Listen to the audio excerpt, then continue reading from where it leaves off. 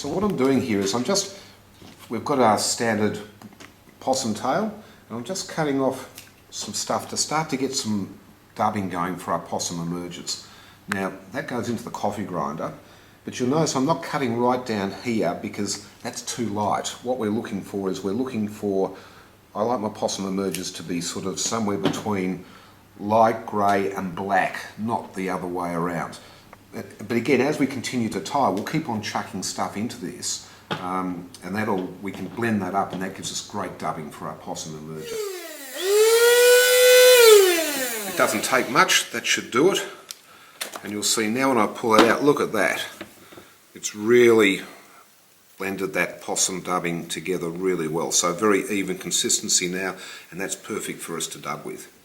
So today we're tying the, I suppose really almost world famous, you'd have to say, possum emerger. I mean, any trip to Tasmania, or dare I say where there's dun feeders, a possum emerger is just a must in your box.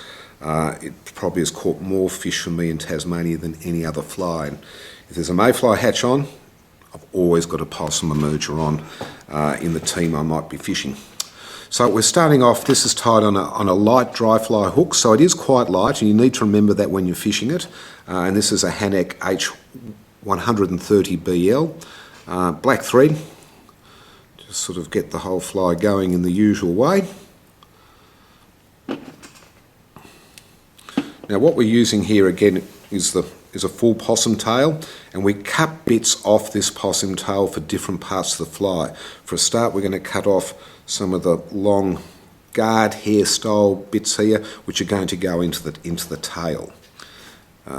So here we have them, and you actually have to sort of hand stack these a little bit sometimes to get them about a uniform length, and actually they're pretty good. We can actually just use them exactly as they have come off, so we'll tie that in. And again, always whipping down uniformly onto the top of the hook. We don't want this tail twisting around the shank of the hook. That's good. That's given us a little tufty tail there, because that sort of helps in the flotation, but at the same time it looks a little bit like the shuck case that the nymph is emerging from. Some wax, and then we've got our possum dubbing that we've blitzed up in the coffee grinder earlier. And again, any loose bits that we're cutting off here as we're preparing the wing cases and whatever, they all go into the coffee grinder. So you zap them up. It's probably too much there. You zap those up, and that's sort of, you're creating your dubbing as you go along. Now the abdomen of this, we want to dub it quite tight and quite slender too. So you'll see there's not a lot of dubbing on here, and we're going to put in quite a thin body. We definitely don't want this body of this fly being too big and bulky. That's about as much as we need there. So I'll strip off the excess. Okay, so as you can see, that's quite slim, but it is quite spiky, etc., and that's okay. That's what you want with a possum emerger. Then we're going to cut out some of the longer fibres for our wing case.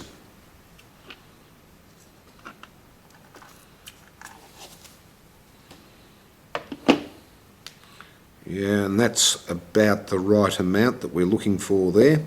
Just tease out that under stuff. And you see, you've got to work this a bit in your fingers, and I trim off those butts and tie that down, lash that in here. And you're coming back a fair way on this, probably 40% of the way back down the length of the hook you come back. Then we're going to put a little bit more dubbing in just to cover up that the tying thread. Not very much, just a little bit in there.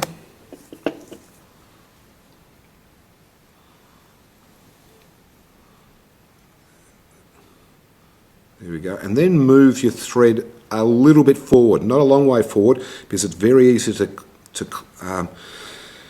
cram up on the eye of your hook with this fly. Then what we've got in here is a tube out of the inside of a biro. So this just makes it easy to get a uniform shape in your wing every single time.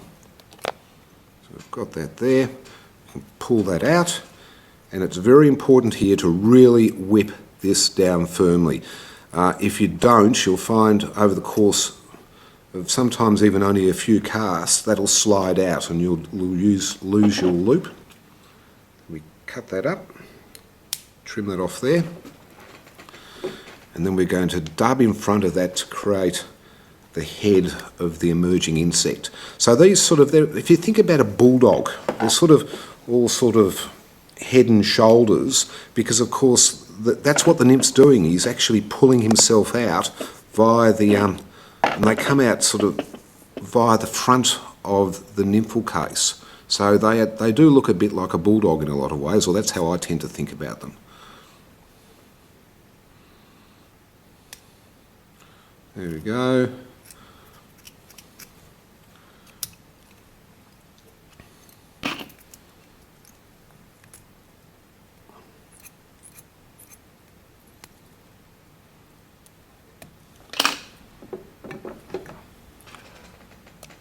And that's the possum emerger. Now, one other comment I should make, when I fish these, I actually put a little bit of gink on them initially, and thereafter, of course, you don't gink them anymore. And if they do get totally sodden on them, you can put them in dry fly shake. But really, they're a fly that's designed to fish very low in the water. So even if they're quite sodden, they'll still fish very well for you.